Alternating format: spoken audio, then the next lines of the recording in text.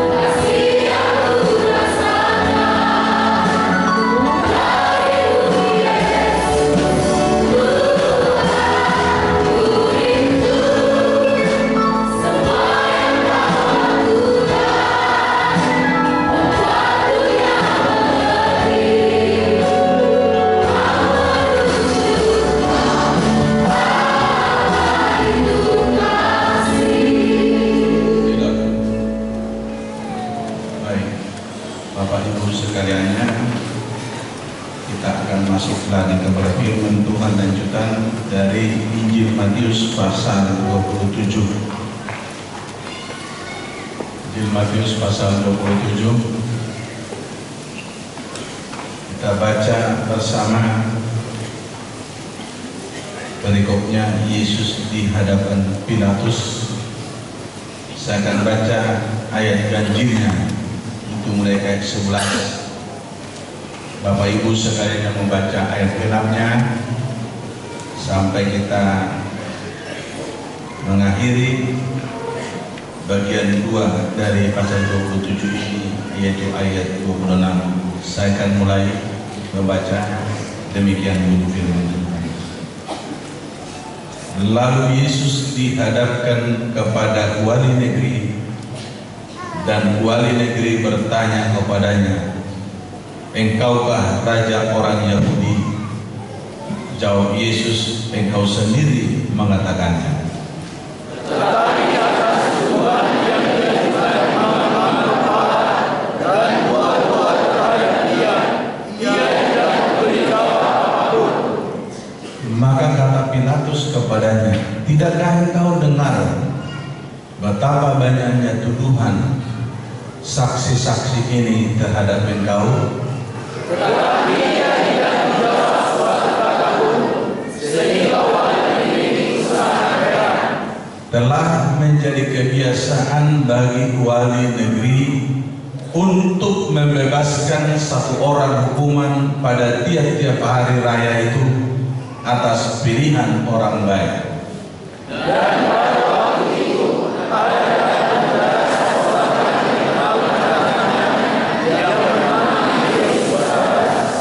karena mereka sudah berkumpul di sana, Pilatus berkata kepada mereka, "Siapa yang kamu kehendaki kubebaskan bagimu? Yesus Barabas atau Yesus yang disebut Kristus?" Ia memang mengetahui bahwa mereka telah menetapkan Yesus sebagai ini. Ketika Pilatus sedang duduk di kursi pengadilan, istrinya mengirim pesan kepadanya, "Jangan engkau mencampuri perkara orang benar itu, sebab karena dia aku sangat menderita dalam mimpi dari malam." Tetapi oleh alasannya memang kepala dan buat-buat, orang banyak bertekad untuk meminta supaya dapat dibebaskan dan Yesus dihukum mati. Wali negeri menjawab dan berkata kepada mereka, "Siapa siapa di antara kedua orang itu yang kamu kehendaki kubebaskan bagimu? Kata mereka, Barabas. Kata Pilatus kepada mereka, jika begitu, apa yang harus berbuat dengan Yesus yang disebut Kristus? Mereka semua berseru, ia harus disalibkan. Katanya, tetapi kejahatan apakah yang telah dilakukannya? Namun mereka makin keras berteriak, ia harus disalibkan. Ketika Pilatus melihat bahwa segala malah sudah menjadi berkata-kata, ia mengambil air dan membasuh tangannya di hadapan orang-orang dan berkata, aku tidak bersalah terhadap kata ini, itu urusan kamu sendiri. Dan seluruh rakyat itu menjawab, biarlah darahnya ditanggungkan atas kami dan atas anak-anak kami. Lalu ia membebaskan Barabas dari mereka, tetapi Yesus disesatkan, lalu diserahkannya untuk disalibkan. Puji Tuhan. Haleluya. Bapak Ibu sekaliannya, ibadah kita hari ini merupakan ibadah seperti kita sedang menjalani zaman di mana waktu lebih 2000 tahun yang lalu Yesus sedang diadili baik oleh Herodes maupun oleh Pilatus sebagai wali negeri. Di sana saudaraku, tuduhan-tuduhan mereka antara lain, kalau kita baca dimulai dari Yohanes pasal yang kedua, yang mana waktu Yesus membersihkan bait suci Allah, karena Yesus gerak bait suci itu sudah menjadi rumah penyamun, berdagang, berjual beli. Mereka sepertinya tidak hiraukan lagi kekudusan Allah. Mereka tidak hormati lagi ketentuan berdirinya rumah Allah ini adalah untuk menyembah Allah, tetapi sudah dipraktekkan untuk menjadi ruang penyamun, berjual beli untuk mencari keuntungan. Tidak jadi masalah lagi bagi mereka di bait Allah itu sendiri.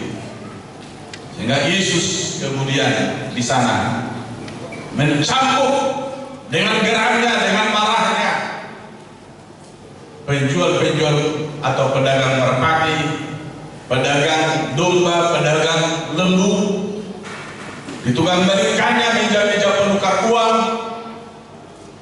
Sepertinya Yesus waktu itu bertolak belakang dengan kepribadiannya yang selalu lemah lembut.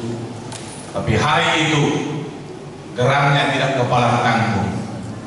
Memang terhadap dosa siapapun pasti harus bertindak seperti Yesus ini, marah. Dosa itu tidak boleh kita biarkan merajalela. Harus kita tengking, harus kita usir, harus kita permalukan. Jangan berkata itu tidak apa-apa karena kamu tidak mengerti. Sering orang yang mengaku hamba Tuhan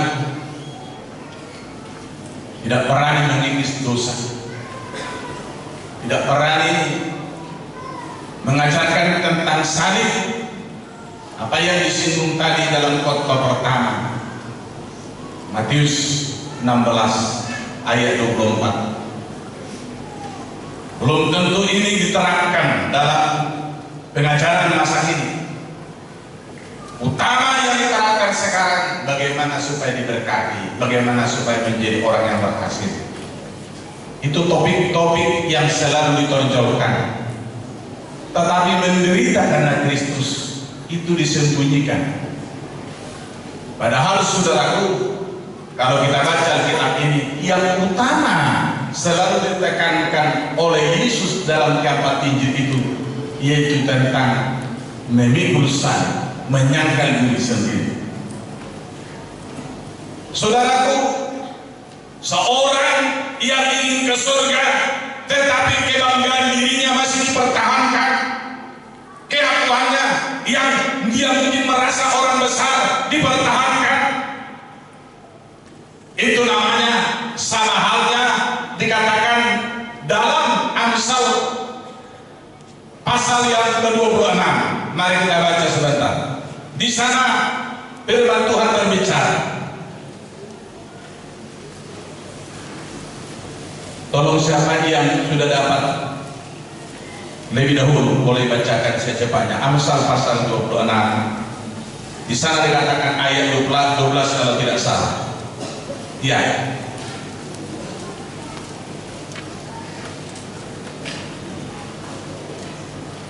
Jika engkau melihat orang yang menganggap dirinya bijak, harapan bagi orang bebal lebih banyak daripada bagi orang itu. Perhatikan saudara, selalu orang membicarakan kebijaksanaannya, selalu orang membicarakan kehebatannya. Tapi saudaraku yang kita tahu Alkitab, orang kagum dengan kebijaksanaan dan hikmat Salomo. Bukan Salomo yang mengatakan dia hebat. Lalu oleh suara daripada manusia-manusia yang kagum dengan hikmat Raja Salomo, terdengar beritanya kemana-mana. Biarlah engkau jangan memujimu tetapi orang lain. Itu yang Alkitab katakan. Jangan engkau memuji, mencari yaitu kehormatanmu lewat engkau menjelaskan siapa engkau, bagaimana keberhasilanmu. Tetapi jelaskan kepada mereka perbuatan Tuhan yang akan terjadi dari orang-orang yang selalu percaya kepada Tuhan. Dengan kekaguman masyarakat Israel kepada Salomo pada zaman itu, dari jauh Ratu Negeri Sheba datang membawa persembahan, ingin mendengar apa yang telah terjadi kepada Salomo. Lalu sesudah sampai dan bersoal jawab, Alkitab di sana berkata, Ratu itu kagum dan berkata, setengah daripada hikmatmu belum diceritakan orang. Kukira cerita orang ini adalah cerita yang dibesar-besarkan, tapi padahal separuh dari apa yang kulihat, dari caramu memerintah, caramu mengatur perjamuan ini, caramu mengatur semua kerajaan ini, belum separuh dijelaskan kepada saya. Berita-berita yang sering kita dengarkan, kalau di sini di sana sudah aksen, selalu dikembangkan melebihi dari fakta yang sebenarnya. Tapi hikmatnya Salomo yang diberitakan belum separuh dari apa yang kau miliki. Ku dengar, sekarang saya tahu, sekarang saya mengerti luar biasanya Tuhan memberkatimu. Anak-anak Tuhan, kikis kedagingan, sebab hanya itu yang memungkinkan kita boleh lolos. Apa yang Yesus katakan dalam Lukas itu tadi, dari pintu yang sesak dan sempit. Kalau engkau selalu banggakan, pasti nanti datang beginilah, seakan-akan tidak ada lagi yang lebih daripadamu. Khotbahkanlah firman Tuhan, terutama hamba-hamba Tuhan dimanapun engkau berkhotbah. Jangan kepribadianmu engkau khotbahkan. Khotbahkanlah firman Tuhan, jelaskanlah firman Tuhan. Upayakan firman itu yang sampai, upayakan firman itu dimengerti jemaat, supaya jemaat bertumbuh, jemaat didewasakan. Jangan ngelantur dengan pengetahuan dunia ini, sebab pengetahuan dunia ini tidak ada apa-apanya. Itu tidak memastikan orang sampai ke surga, tetapi orang yang hidup dalam firman Allah, itulah yang boleh bertahan dalam kehidupan yang kekal. Puji Tuhan. Kembali kita kepada firman Tuhan, di mana dikatakan di dalam Matius pasal 27 ini, Yesus yang telah mengerjakan dimulai membuat air menjadi anggur dalam Yohanes pasal yang kedua. Dan sesudah itu tadi orang berkata, luar biasa kau ya, katanya kepada sang mempelai, dengankan laki-laki. Kalau orang pesta terdahulu menyuguhkan anggur yang lebih baik, baru kemudian yang kurang baik. Tetapi kamu sebaliknya. Mereka katakan itu karena mereka tidak tahu dari mana anggur itu. Padahal karena Yesuslah di sana melakukan satu perbuatan mujizat. Lalu sesudah itulah kemudian dia menunggang balikan, yaitu meja-meja penukar uang di bait suci. Dia pergi ke sana. Lalu Yesus katakan, apa tandanya? Engkau berhak melakukan ini. Yesus katakan, berhubungkan bait suci ini, aku akan bangun dalam 3 hari. Ini salah satu faktor penyebab Yesus mereka kemudian usahakan untuk disingkirkan, sebab ini perkataan yang tidak dimengerti oleh mereka, tidak dipahami mereka. Mana mungkin Salomo membangun ini 46 tahun, kok kau 3 hari? Padahal yang dikatakan Yesus, bait suci itu ialah tubuhnya sendiri yang akan kemudian harus dihanguskan, kemudian sesudah 3 hari bangkit dari antara orang mati. Pengertian firman tidak ada pernah sampai kepada orang dunia yang kalau kelihatannya mereka rohani tetapi memelihara kedagingan, mereka tidak akan mengerti firman Tuhan. Tertutup bagi mereka pemahaman itu, tertutup bagi mereka pengertian itu. Itulah sebabnya saya ulangi apa yang dikatakan 2 Korintus 3 ayat 16. Tetapi barang siapa yang sungguh-sungguh bertanya kepada Allah, maka seluruh akan diangkat. Artinya pembalas untuk memahami kehendak Tuhan itu diangkat sehingga kita masuk dalam pengalaman rohani oleh Tuhan yang menjelaskan kepada kita pengertian yang ditempatkan dalam kita, sehingga seperti Salomo tadi menjadi orang yang sangat bijaksana, menjadi orang yang sangat berhikmat. Hati-hati saudaraku, jangan coba kau kembangkan pelayanan ini melalui asumsi pengetahuan umum.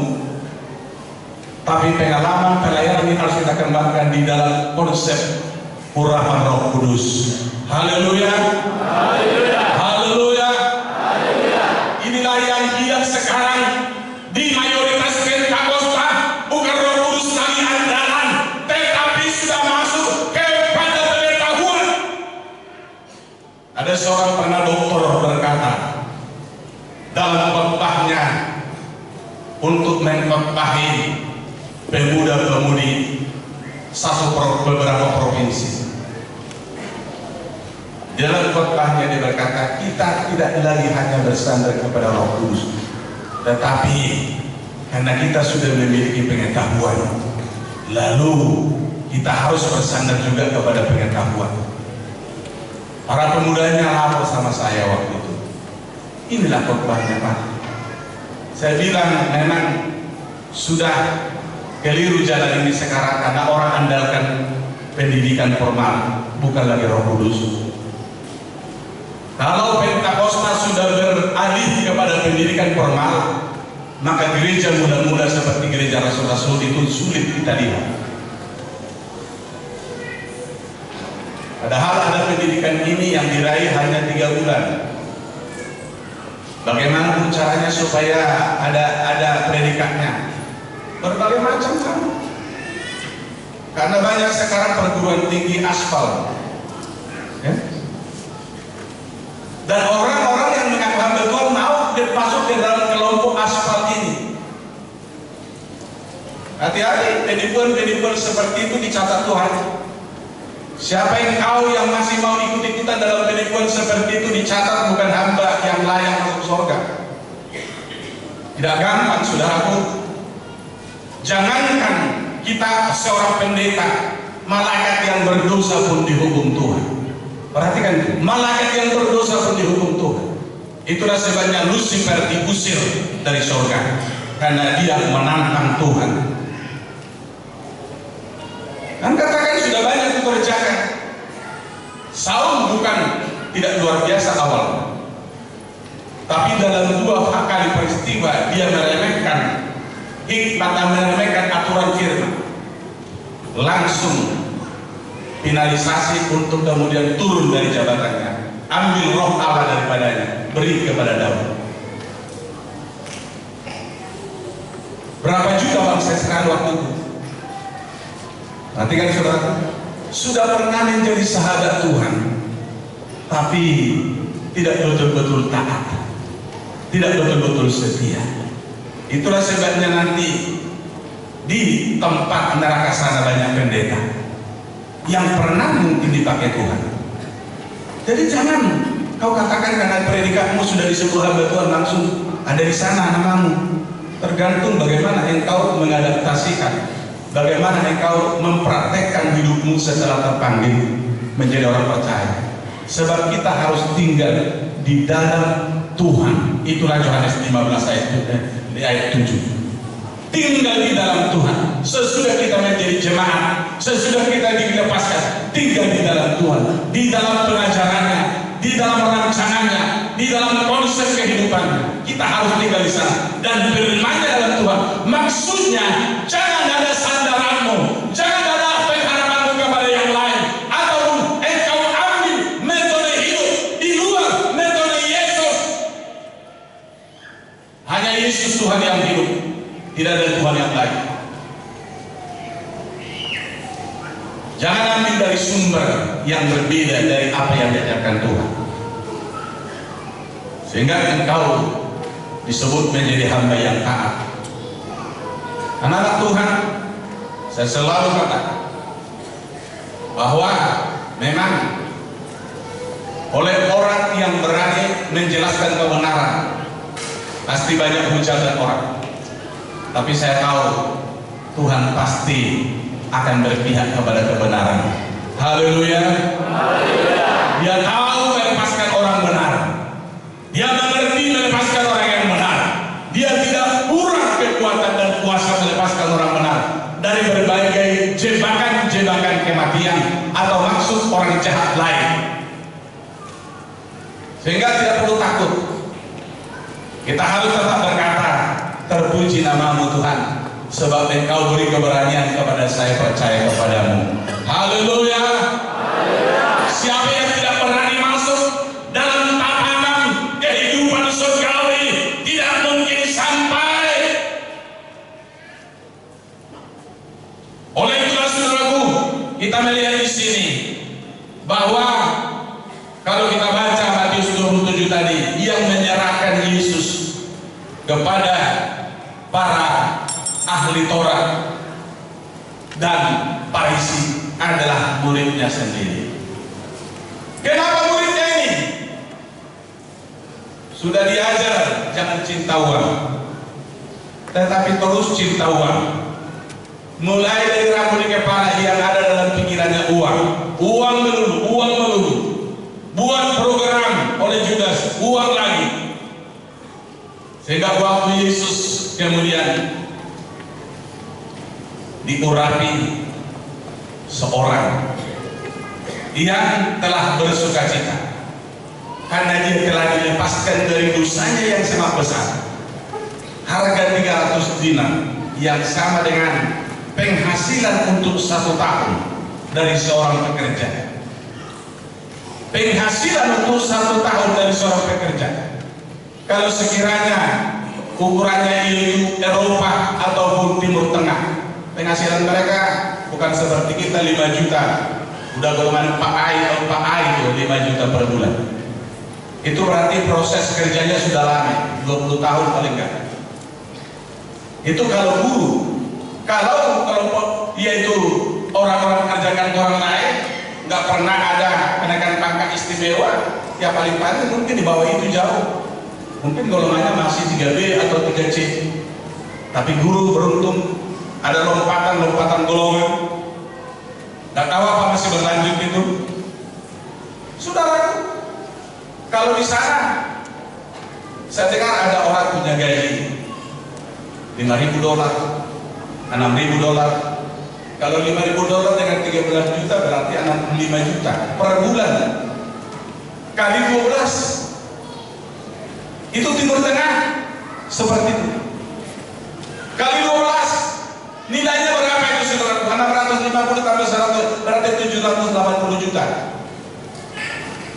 780 juta sekali menuangkan mengingat Yesus. Datang juga si Iskariot, bodoh sayang, kenapa minyak yang semahal itu tidak dibagi-bagi kepada orang miskin?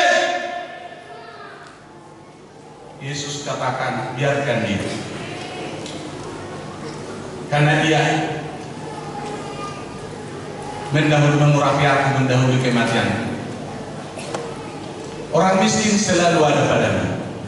Kalau kau ingin menolong mereka, perbuatlah kepada mereka. Tapi ini jangan kau bangun. Padahal maksudnya Yudas, kalau dimasukkan ini ke kas perbendaharaan, saya nanti dilihat paling tidak 10%. Enak, 780 juta, 10% 78 juta. Wah, istri mengatakan, wah, suami yang baik.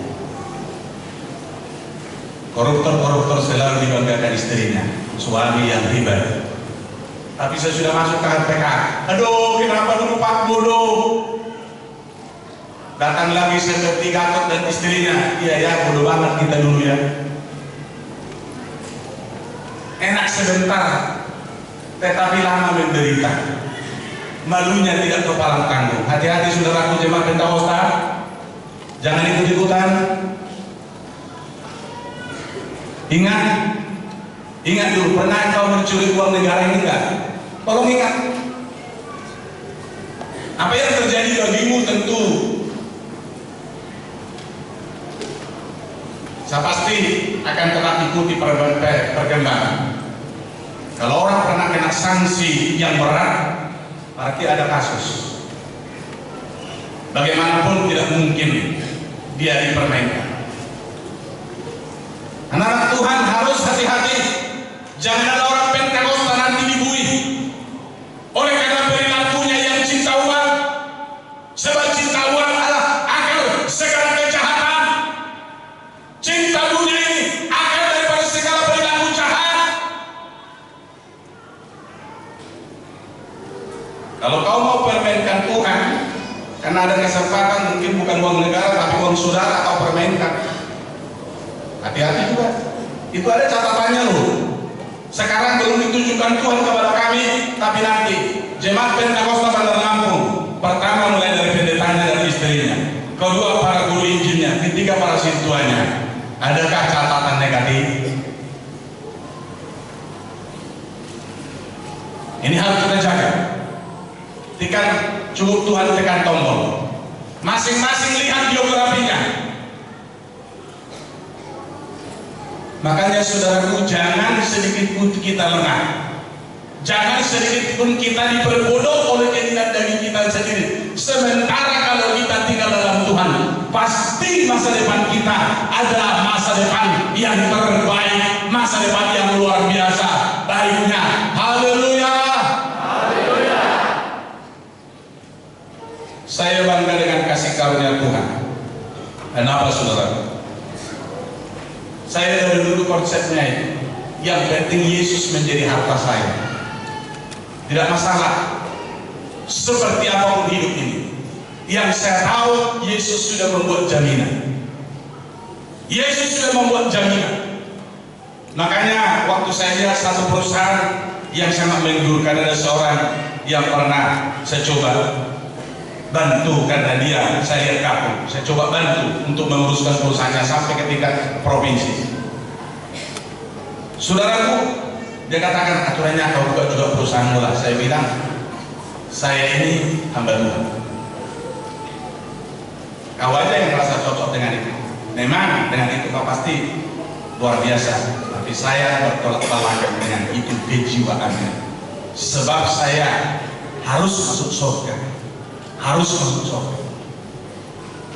Saudaraku dalam Tuhan, kita harus bisa dipercaya ya. Harus kita bisa percaya. Percaya mulai dari perkara kecil. Lukas 16 ayat 10. Ini patut kita tetap pegang. Dimulai dari perkara yang kecil. Umpama saya kasih tugasmu yang kecil. Kalau tugas-tugas kecil kepada aku lah dikasih. Kalau tugas besar enggak kayaknya. Padahal kita mau melihat. Betulkah dikerjakan dengan benar? Betulkah dia setia? Tuhan juga begitu kepada kita, dimulai dari hal yang kecil. Sediakah dia berdoa? Tadi malam agak marah saya sedikit sama kaum ibu Filipi. Maaf kalau ibu Filipi dongkol tadi malam sebagian pulang dari kebaktian. Kenapa? Kaum bapak kedengaran suaranya mantap untuk berdoa, tetapi kaum ibu kelihatannya tidak dari persoalannya. Iya, saya lupa kecil. Hanya dalam hati mungkin ataupun yaitu halus-halus suaranya, mungkin biasanya lah kaum ibu. Tetapi biasanya belum beribadah kaum ibu lebih galak kok. Suaranya pasti melebihi. Saya katakan memang tidak adakah lagi persoalanmu, tidak adakah kekuranganmu, tidak adakah keluh kesahmu. Kok kelihatan tidak pernah bergerak untuk bertumbuh lebih lagi bersemangat di dalam menyembah Tuhan.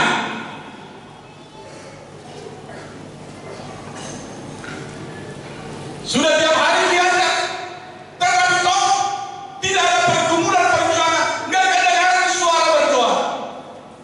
Bukankah di dalam firman Tuhan biasanya kalau orang hanya halus-halus berdoa biasanya saudara jarang itu menang. Atau juga satu contoh soal, kalau saya lihat orang bertepuk tangan begini, bohong mereka mudah mungkin maju. Lah gurunya profesor dan maju di Kerawang. Asal biasa begini. Biasanya yang maju itu yang tetap semangatnya juga luar biasa. Saya aja dulu kita bertepuk tangan satu kota tanpa malam. Mau saya lihat dulu pemuda, remaja dan anak-anak, apakah betul-betul ketiaknya agak longgar sedikit hanya begini. Ada situ lagi kalau mimpin pujian hebat, tetapi kalau sudah tiba waktunya dulu tetap juga loyo. Ini bodoh. Saya pikir, kenapa waktu pimpin puji-pujian kesemangat? Kenapa bukan setiap saat semangat? Satu kota tanpa malam. Mari kita semangat dulu. Karena kalau memang engkau mau ke surga, berjuang engkau menyemangati dirimu, bukan orang lain. Dan kemudian jangan pandang kiri kanan, tapi pandang kepada Yesus yang memoto engkau sedang beribadah.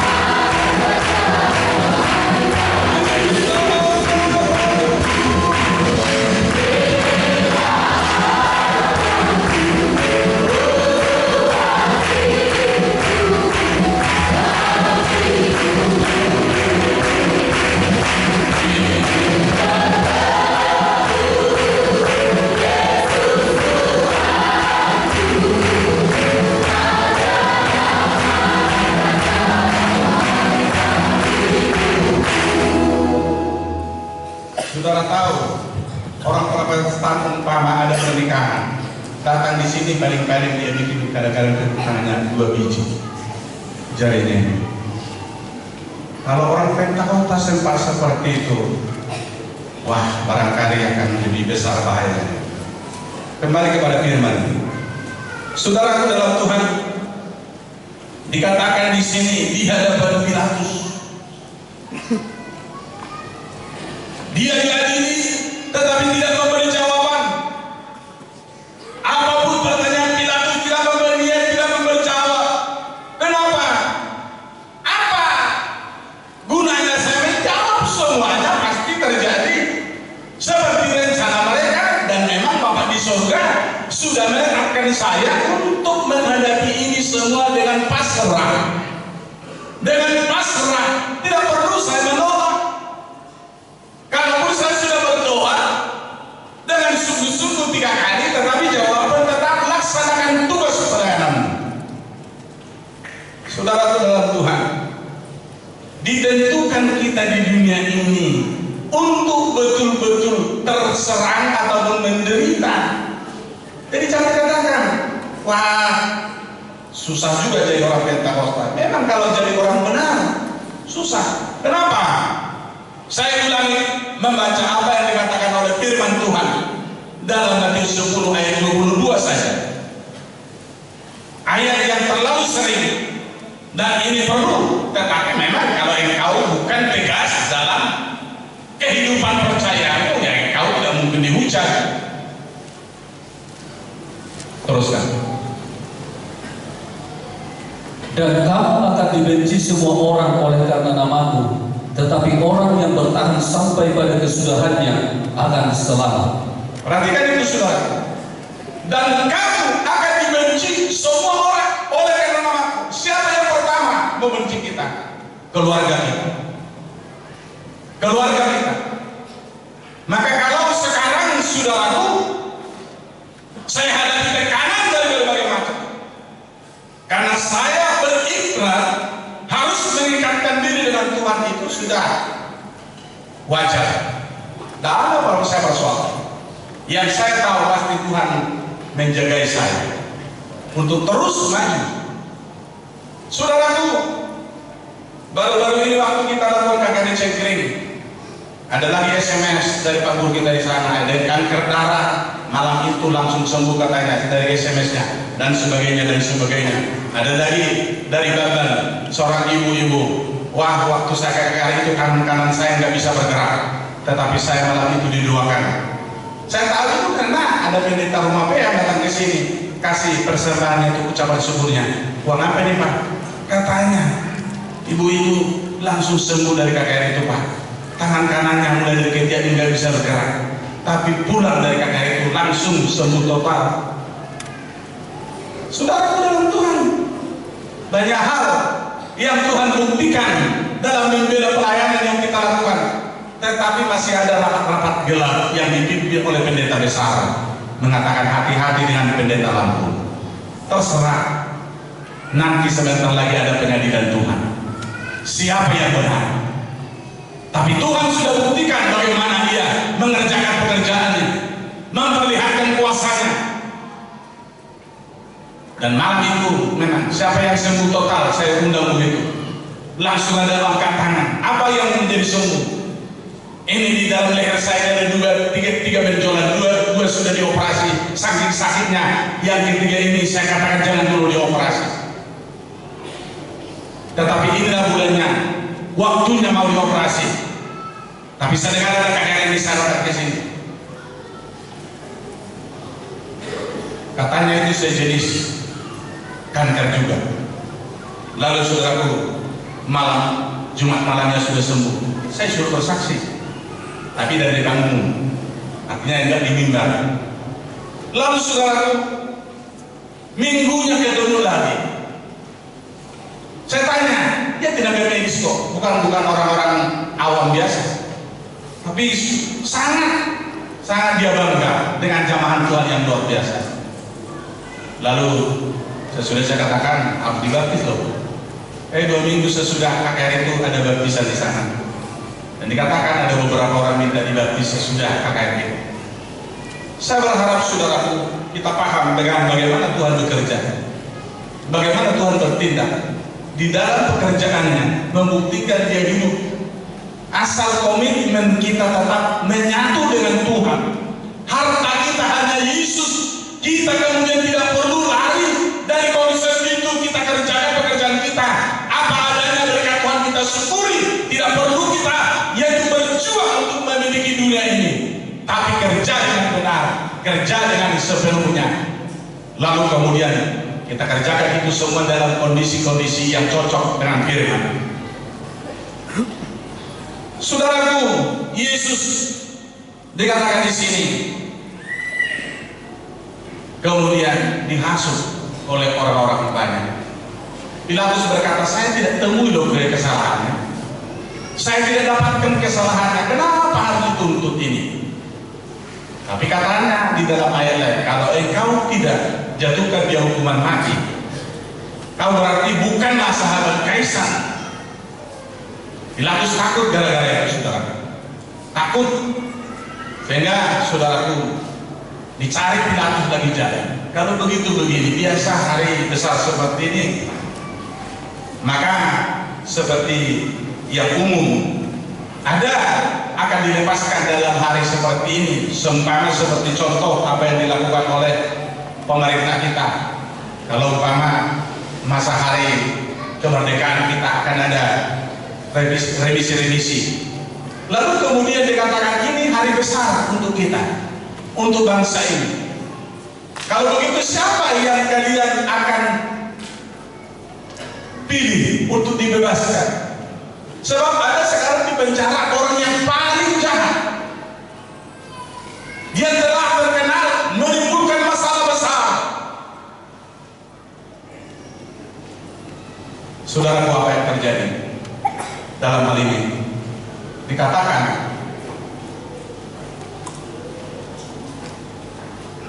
bahwa saat itu orang Israel berkata, Yesus atau Barabas yang akan saya lepaskan. Mereka katakan, lebih baik kami menerima dan memberi kepadamu rekomendasi lepaskan Barabas, tetapi Yesus harus dihukum mati. Inilah orang-orang yang mengaku kelompok beragama. Lebih senang mereka menerima orang jahat hidup di tengah-tengah mereka. Lebih senang mereka menerima orang yang tidak takut dengan perilaku dosa daripada Yesus tinggal di tengah-tengah mereka. Ini karena salah pengertian, ini karena salah pemahaman. Sebab Yesus tidak memberi pengetahuan kepada mereka untuk memahami dan mengerti manfaat menjadi orang percaya kepada Yesus. Di dalam Injil Matius pasal 13 itu dikatakan, saudaraku, saya akan ajak dulu kita kepada ini, di mana Tuhan Yesus berkata-kata di sana supaya mereka ataupun kita memahami. Inilah kelompok orang yang sengaja mengabaikan hidup dalam Tuhan secara benar. Sengaja kepada mereka ditutup pengertian, ditutup pemahaman tentang rahasia pekerjaan Tuhan. Saya akan ajak kita kepada yaitu firman Tuhan. Mulai ayat 13. Tolong bacakan dari Matius 13. Itulah sebabnya aku berkata-kata dalam perumpamaan kepada mereka, karena sekalipun melihat mereka tidak melihat, dan sekalipun mendengar mereka tidak mendengar dan tidak mengerti. Maka pada mereka genaplah nubuat Yesaya yang berbunyi, kamu akan mendengar dan mendengar, namun tidak mengerti. Kamu akan melihat dan melihat, namun tidak menangkap. Sebab hati bangsa ini telah menebal, dan telinganya berat mendengar, dan matanya mereka tertutup, supaya jangan mereka melihat dengan matanya, dan mendengar dengan telinganya, dan mengerti dengan hatinya, lalu berbalik sehingga aku menyembuhkan mereka. Cukup. Ini maksudnya begini, kepada keturunan orang-orang yang tidak mau bertobat sepenuh hati, orang-orang yang mempermainkan pertobatan itu menurut cara pikiran mereka sendiri. Artinya tidak mereka menerima apa adanya firman Tuhan,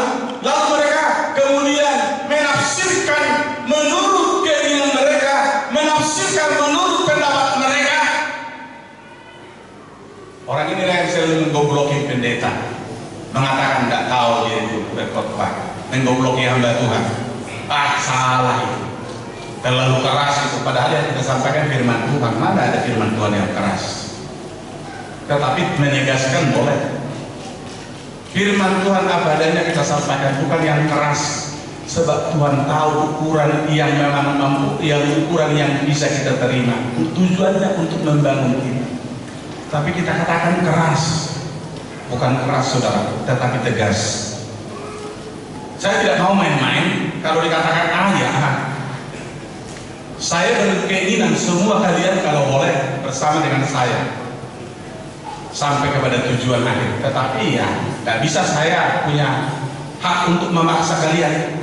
Terserah kalian. Saya sudah usahakan berdoa, saya usahakan mencari firman, saya usahakan mengajar kalian untuk berkembang, saya usahakan pengurapan Tuhan supaya ada pembelaan Tuhan dalam masalah-masalah pelayanan ini, sehingga ada bukti bahwa kami utusan Tuhan.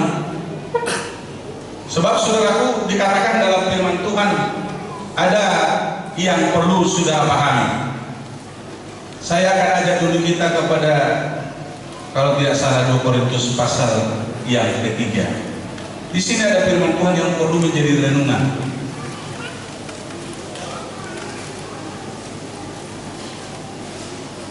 2 Korintus pasal 4, bukan pasal yang ketiga. Bacakan mulai ayat 3 dan 4. Dua ayat saja. Jika Injil yang kami beritakan masih tertutup juga, maka ia tertutup untuk mereka yang akan binasa, yaitu orang-orang yang tidak percaya, yang pikirannya telah dibutakan oleh ilah zaman ini, sehingga mereka tidak melihat cahaya Injil tentang kemuliaan Kristus yang adalah gambaran Allah. Saudara yang percaya yang disebut di sini orang yang mau mengaminkan firman itu dan kemudian mempraktekkan.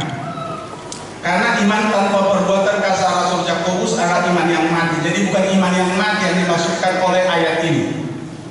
Artinya yang percaya di sinilah orang yang betul-betul mau terima firman apa adanya, lalu dengan sukacita dia hidup dalam firman itu. Tapi kalau saudaraku tidak menerimanya dengan percaya, tidak mengaminkannya untuk mempraktekannya, berarti saudaraku bukan kelompok yang percaya. Karena ilah zaman ini menutupi, ilah cinta uang, ilah keinginan terhormat, ilah keinginan untuk kemudian menonjol. Hati-hati saudaraku, memang tidak ada lagi Allah lain dalam engkau, tetapi disebut saudaraku, kalau orang cinta uang juga sama dengan penyembah berhala. Orang cinta uang sama dengan penyembah berhala. Enggak kelihatan berhala di rumahmu, tapi tabiatmu cinta uang, berarti ada berhala di rumahmu, dalam hidupmu.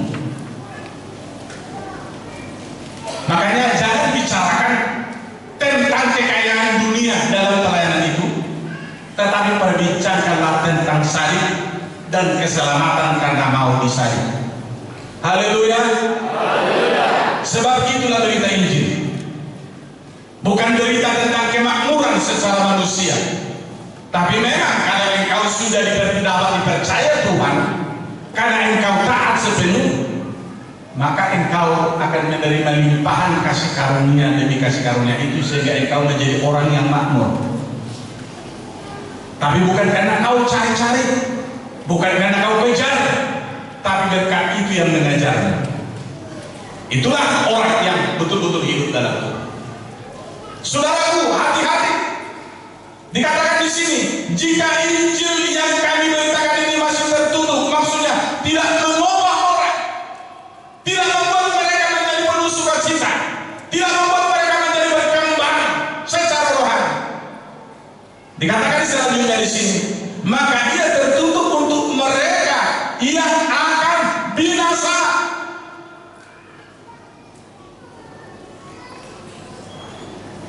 Maka ia tertutup kepada mereka yang akan binasa. Engkau bisa lihat dirimu siapa. Engkau bisa pahami siapa engkau lewat firman.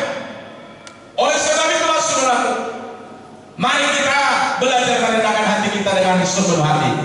Peringatan tentang kematian Yesus ini kita pakai sebagai alat kita mengoreksi kehidupan kita, memeriksa perilaku kita. Apakah kita sudah bertumbuh dalam firman? Ataukah kita coba berani kemudian menjelekkan orang yang menyampaikan firman Tuhan apa adanya kepada kita? Ada hal yang perlu kita pahami dalam perjalanan ini. Kalau banyak hamba Tuhan memperbincangkan ini, tetapi hari ini akan saya ulangi di dalam Ulangan pasal yang ke-17. Di dalam Ulangan pasal 17.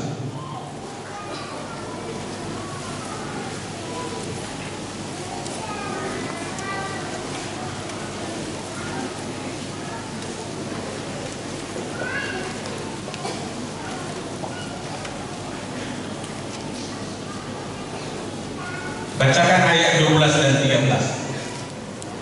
Orang yang berlaku terlalu berani dengan tidak mendengarkan perkataan imam yang berdiri di sana sebagai pelayan Tuhan Allahmu, ataupun perkataan hakim, maka orang itu harus mati. Demikianlah harus kau hapuskan yang jahat itu dari antara orang Israel. Maka seluruh bangsa itu akan mendengar dan menjadi takut dan tidak lagi berlaku terlalu berani. Maaf saudaraku, sering saya dapatkan pengertian siapa yang menjadi gembala sidang di setiap sidang. Ini bukan mengada-ada. Lalu kemudian ada di antara rekan hamba Tuhan bahkan jemaat, hamba Tuhan apa? Kalau saya jadi gembala sidang bukan seperti itu. Tolong catat berapa kali engkau mengatakan di hatimu seperti itu ataupun keluar dari mulutmu kepada jemaat seperti itu. Hati-hati.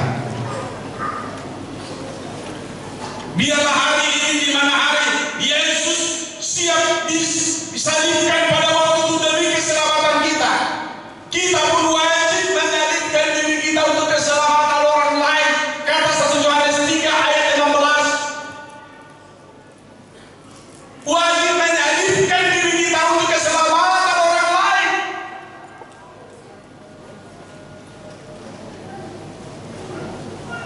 Makanya saudaraku, kalau saudara mau diputus contohnya, harus siap.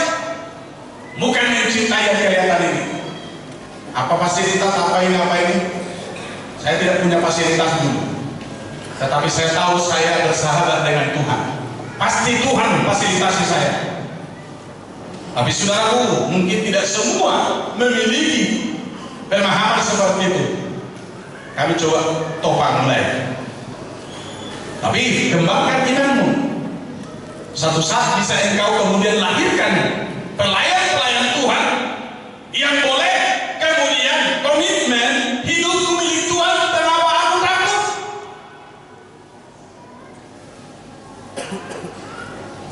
Saudara, ada banyak orang yang takut dalam hidup ini. Sehingga saking takutnya makan pun dia mikir. Ayo kok tu diri dasar diri pecah mahoni. Contoh, ada kok yang lebih begini namore kau tahu. Dak sidok dok kuat. Ada setiap belajar yang tahun bulan menungguran. Membuat diri berpikir manual. Kalau umar dekat diri saya bulan mahasiswa. Tidak rohana sasong gunung tanah. Sudah kaya. Puluhan rumahnya di mana-mana, tanahnya di mana-mana. Anaknya sudah pada jadi. Kalian kau belajar kau bulan sama orang itu. Ditimbang 5 kilo, mungkin doh anak. Adok tabat-tabat setiap kilo kau berenang melihat kau. Imana ni ulit na. Bolo na somonol la wabar kutuk kilo martanya na sa tangannya. Raw kamu, era marum na huli tu surugo. So tunjuk raw makan huli di, merubah umay. Dan marum na huli tu surugo.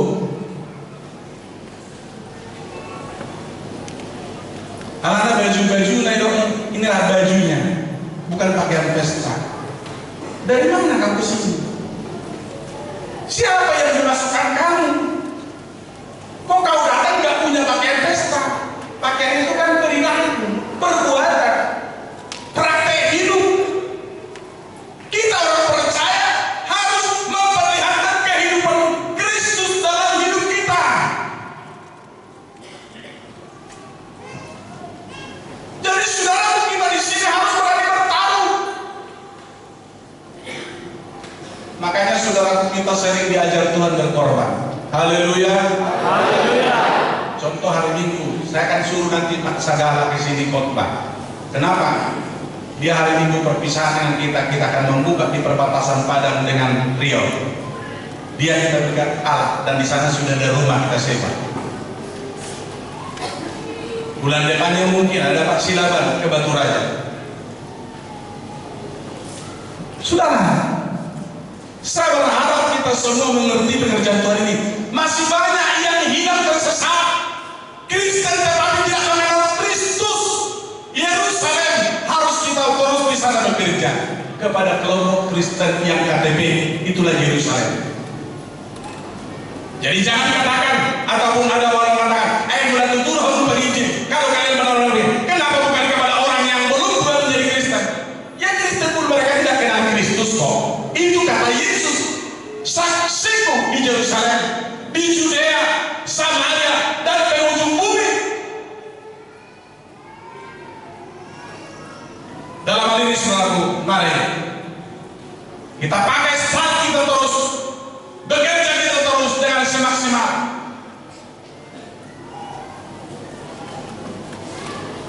Kalaupun kita saudara kecil, tetapi kita usahakan menyenangkan hati Tuhan. Kita usahakan menyenangkan hati Tuhan. Sebab kita tahu, kalau kita berbuat seperti itu, maka Tuhan pasti mengingat kita. Saya ulangi apa yang dikatakan Daniel pasal 12. Pertama ayat 4, kedua ayat 10. Tolong bacakan. Daniel 12. Pertama ayat 4, kedua ayat yang ke-10. Tetapi engkau Daniel sembunyikanlah segala firman itu dan meteraikanlah kitab itu sampai pada akhir zaman. Banyak orang akan menyelidikinya dan pengetahuan akan bertambah. Banyak orang akan disucikan dan dimurnikan dan diuji, tetapi orang-orang fasik akan berlaku fasik. Tidak seorang pun dari orang fasik itu akan memahaminya, tetapi orang-orang bijaksana akan memahaminya. Perhatikan saudaraku, banyak orang menjadi bijaksana di zaman. Kenapa? Karena terus hatinya kepada firman. Makanya saya bangga dengan kasih Tuhan. Bulan atau tahun 2006, waktu saya baca 1 Petrus 1 ayat 18-19, karena dalam bahasa Indonesia saya kurang mengerti, saya coba bahasa Batak. Memang kayak gini rupanya. Saya baca lagi. Apa ini? Sesudah 3 kali saya baca, ajarkan kata firman Tuhan. Saya ajarkan. Ada guru baru mengatakan, Amang, suatu ngalong risiko nolurakan non, suatu gawe susu bubar cemato. Tuhan perintahkan saya ajarkan, tidak perlu saya pikirkan itu. Tapi yang saya pikirkan adalah bagaimana orang akan boleh kemudian berjalan mengerti. Karena ini kayak ini Tuhan kok bilang milik saya. Kalau dari cara saya berkhotbah barangkali kalian tidak senang, tapi Tuhan kemudian membuat kalian mengerti. Akhirnya saudara, itu kan akhirnya kalian sebagian besar. Kalau awalnya terlalu keras, itu kenapa nggak tahu bahasa yang halus ya? Ya memang lahirnya saya sudah seperti ini sebagai pengkhotbah yang berterus terang, sehingga tebak 12 pas terus kadang-kadang main dengan pengulakan berupa esok. Apa boleh buat? Kalau salah memang saya harus hantam. Jangan dipelihara yang salah, harus diperbaiki. Saudara, tujuan apa? Supaya sempurna pengajaran itu, supaya arahnya benar. Makanya bersiap terus. Lalu saudara dalam Tuhan, orang fasik tetap akan berlaku fasik. Dan juga seperti telah dikatakan di dalam Wahyu pasal 22 ayat 11. Memang yang kudus akan semakin kudus, tetapi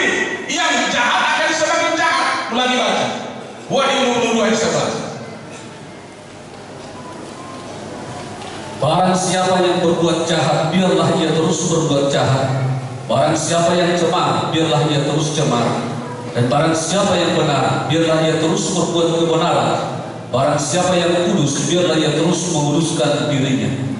Saya percaya kalian bukan orang jahat, bukan orang yang fasik, tetapi orang benar. Haleluya. Untuk itu tunjukkan sikap bertumbuhmu, tunjukkan sifat kedewasaanmu, lebih lagi bermanfaat, lebih lagi berguna, lebih lagi berfungsi untuk keluarga, untuk sekitar kita. Jelaskan firman Tuhan apa adanya. Tidak perlu kita kemudian memilah-milah, wah ini untuk si A, untuk si B. Kalau sudah Tuhan katakan harus kita sampaikan. Kembali kepada ini, Yesus disalibkan bukan karena dosanya. Ini yang pertama tadi, karena dikatakan runtuhkan bait suci ini. Aku akan bangun dalam 3 hari. Kemudian yang kedua, kita baca Matius pasal 12.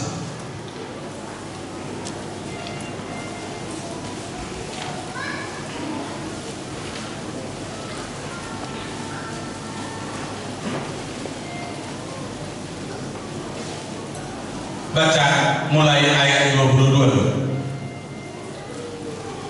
Kemudian dibawanyalah kepada Yesus seorang yang kerasukan setan.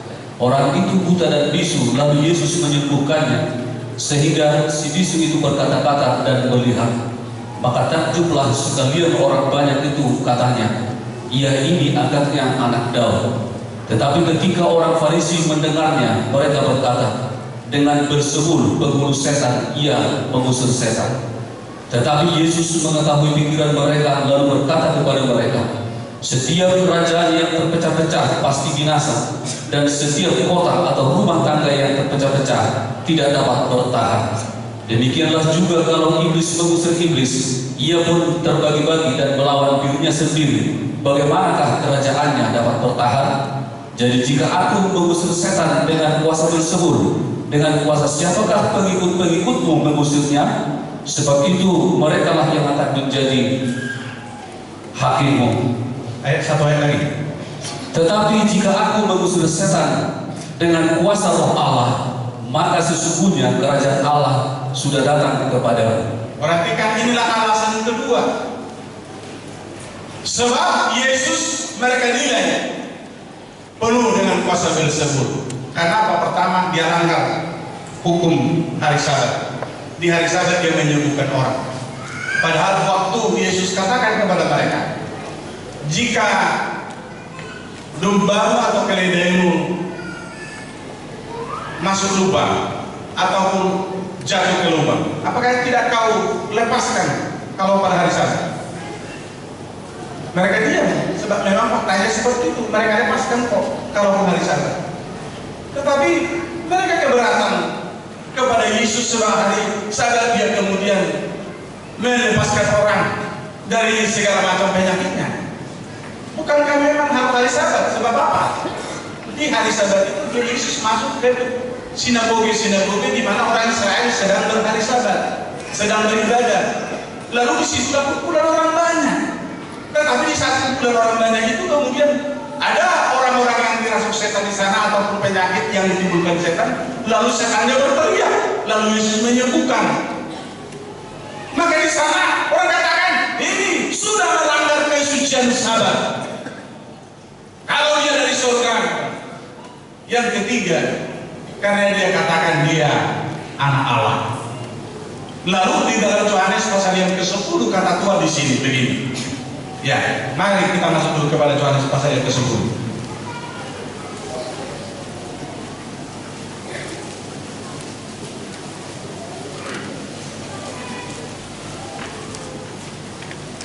Ayat 33 mulai.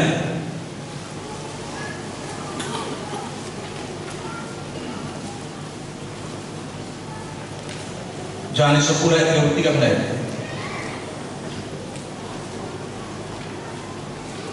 Jawab orang-orang Yahudi itu, bukan karena suatu pekerjaan baik maka kami mau melempari engkau, melainkan karena engkau menghujat Allah dan karena engkau sekalipun hanya seorang manusia saja menyamakan dirimu dengan Allah. Teruskan. Kata Yesus kepada mereka, tidakkah ada tertulis dalam kitab Taurat kamu, aku telah berfirman kamu adalah Allah? Jikalau mereka kepada siapa firman itu disampaikan disebut Allah, sedangkan kitab suci tidak dapat dibatalkan. Masihkah kamu berkata kepada Dia yang dikuduskan oleh Bapa dan yang telah diutusnya ke dalam dunia, engkau menghujat Allah karena aku telah berkata, aku anak Allah? Ya, memang di dalam Mazmur, ya, di dalam Mazmur pasal yang ke-82 atau mungkin 84, ya. Di situ dikatakan orang percaya itu disebut Allah dalam huruf kecil. Kenapa disebut Allah dalam huruf kecil? Karena dia memang anak-anak Tuhan. Itu pertama. Kedua, karena memang kepribadian manusia itu, di dalam manusia itu dinyatakan gambar dan rupa Allah. Yang ketiga, mereka adalah sebagai pelaksana daripada pekerjaan-pekerjaan besar daripada Allah. Sehingga disebut di sini, saudaraku, bahwa orang-orang yang percaya itu disebut Allah. Ayat 6 dari Mazmur 82 di sini berkata, aku sendiri telah berfirman, kamu adalah Allah dan anak-anak yang maha tinggi kamu sekalian. Inilah kemudian dari kata Yesus, kalau saya katakan saya adalah Allah sementara firman Allah tidak bisa dibatalkan, kenapa kalian menyebut saya menghujat Allah karena saya katakan saya anak Allah? Jemaat Tuhan, kita harus banyak mengerti firman, sehingga dengan demikian saudaraku kita tidak terbawa arus. Saya berharap semua kita, jemaat Tuhan dan terutama hamba-hamba Tuhan, masuk kita kepada kesungguhan urapan Roh Kudus, kepada kepenuhan Roh Kudus. Apalagi nanti ibadah 10 malam yang dimulai 5 Mei, tanggal 5 Mei hari Kamisnya, sampai tanggal yaitu 14 malamnya, malam minggunya. Mohon semua tetap kembali kepada kepenuhan Roh Kudus, dan jangan seorang pun yang pernah merasa puas kalaupun pernah saudara berbahasa roh sebelumnya. Tapi terus tingkatkan kepenuhan Tuhan di dalam dirimu, sebab memang kita terus harus menyuarakan suara firman Allah apa adanya. Sepanjang ada waktu bagi kita, sepanjang kesempatan ada pada kita, kita harus suarakan firman itu supaya masih boleh kita, yaitu harapkan orang bertambah-tambah menjadi percaya kepada Tuhan.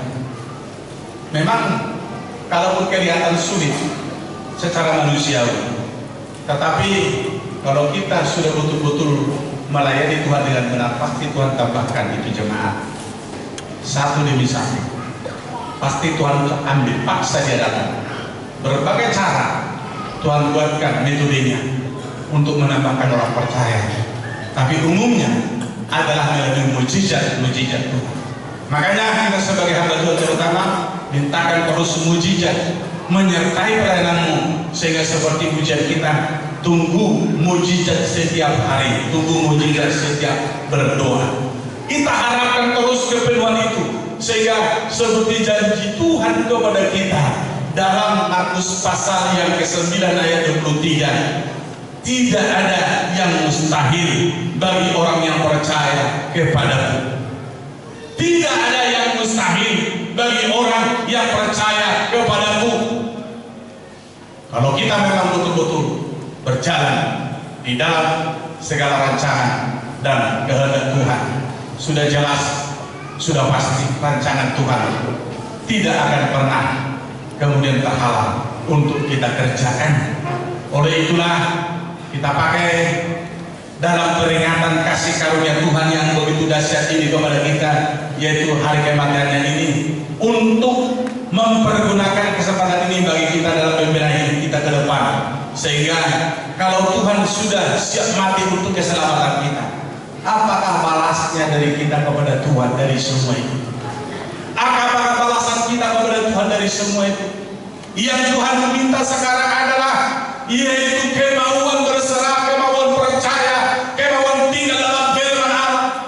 Jangan engkau saudaraku kemudian keluar dari segala rangkaian-rangkaian aturan firman Tuhan, tetapi apa yang tertulis dalam firman Tuhan engkau kerjakan, sehingga saudaraku oleh ini engkau mendapatkan begitu banyak dari kasih karunia Tuhan oleh kemauanmu percaya kepada firman. Adalah sangat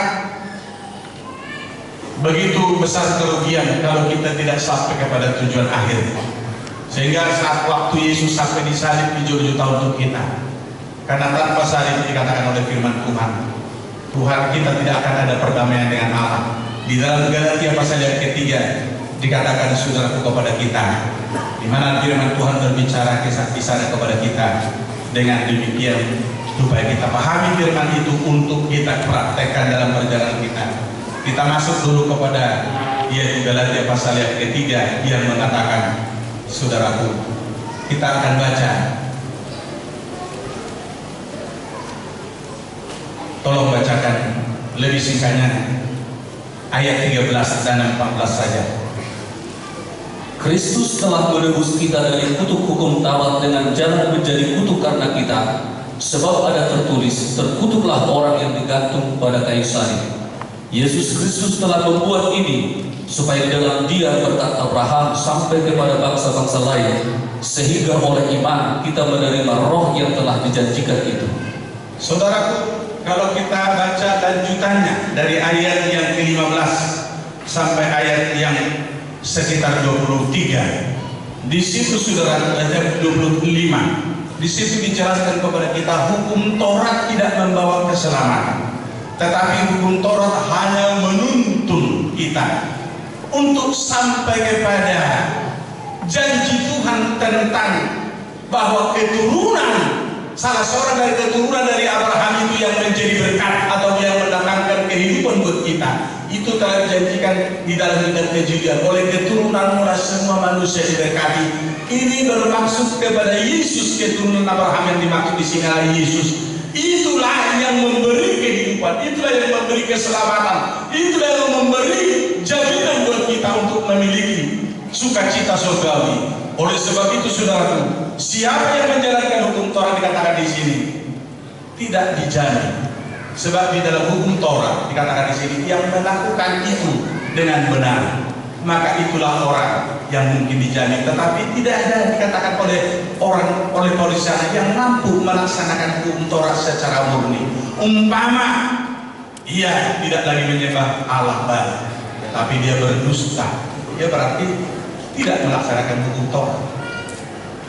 Banyak hal dikatakan di sana tidak ada yang bisa melakukan hukum Taurat, tetapi oleh kasih karunia Tuhan, oleh anugerah Tuhan, Yesus telah diberikan kepada kita.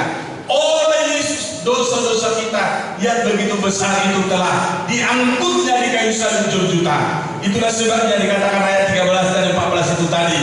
Di sini berkata Kristus telah menebus kita dari kutuk hukum Taurat dengan jalan menjadi kutuk karena kita, sebab ada tertulis, terkutuklah orang yang digantung pada kayu salib. Yesus Kristus telah membuat ini supaya di dalam Dia berkat Abraham sampai kepada bangsa-bangsa lain, sehingga oleh iman kita menerima Roh Kudus, roh yang telah dijanjikan itu. Saudara dalam Tuhan, saya berharap semua kita berjuang membuka hati kita, terus kita memperjuangkan kehidupan keselamatan, dan keselamatan itu sudah hampir tiba, ataupun kerajaan surga itu sudah hampir kita tempati, sebab waktunya yaitu lonceng tentang zaman Antikristus sudah berbunyi. Oleh itu saudaraku bersiap, saudaraku, benahi hidupmu, persembahkan hidupmu, berkenan kepada Tuhan, supaya sesudah nanti dunia ini berakhir, engkau boleh berkumpul bersama dengan Tuhan Yesus dalam kerajaannya. Bagi Tuhanlah kemuliaan, dan mari kita saudaraku tetap kita serahkan hidup kita. Kita buka hati kita menerima perjamuan kudus, di mana perjamuan kudus ini berarti persekutuan kita dengan tubuh Kristus, persekutuan kita dengan darah Kristus. Barang siapa memakan tubuhku dan meminum darahku, dia tidak akan mengalami kematian kekal, tetapi hidup yang semakin sering kita bersekutu dengan tubuh Kristus, bersekutu dengan darah Kristus, semakin mungkin kita dapat melakukan apapun yang bisa diajarkan oleh Tuhan untuk kita kerjakan. Sehingga seringnya kita melaksanakan perjamuan kudus berdampak, ada pertumbuhan kerohanian kita, ada pendewasaan iman kita, ada pendewasaan kekuatan kita melakukan segala kehendak Tuhan. Semua kita akan puji buat Tuhan. Salibnya semua rekan hamba Tuhan bagikan perjamuan kudus.